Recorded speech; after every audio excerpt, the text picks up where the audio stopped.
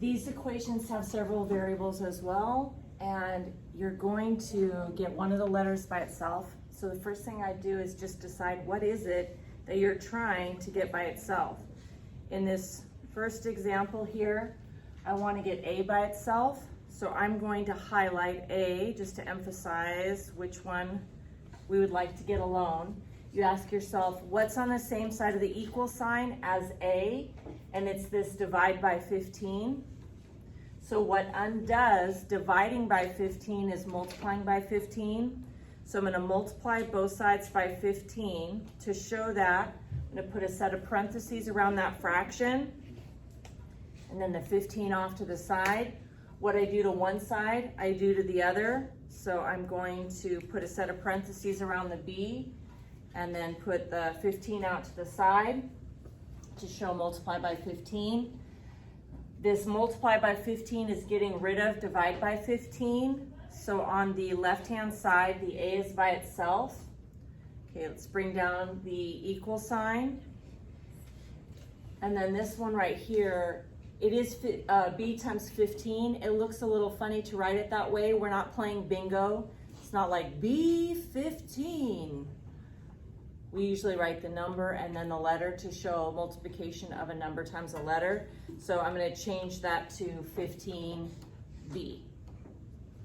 Right, then this one here, we want to focus on what is it we're trying to get by itself. So I'm solving for X.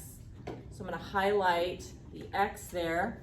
We ask ourselves, what is preventing the X from being by itself on one side of the equal sign? And it's the multiply by B. So to get rid of multiply by B, I'm going to divide by B. You show that with an underline, then a B. What I do to one side of the equal sign, I do to the other. So I have divided by B. The divide by B gets rid of the times B. So the only thing still on the right, the only thing left on the right-hand side is that X. Let's bring down the equal sign, and then 3 divided by B doesn't simplify, so just 3 over B. Okay, last example, just one more of the division ones. This one, we've been asked to solve for X.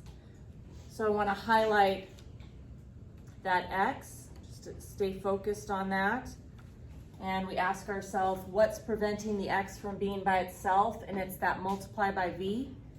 So to get rid of multiplication, we divide. I'm going to show that with an underline. So divide by V. What I do to one side of the equal sign, I do to the other. This divide by V gets rid of the times V. So the only thing left on the left-hand side is X. I'm going to bring down the equal sign. And then U over V doesn't simplify. So my answer is X equals U over V.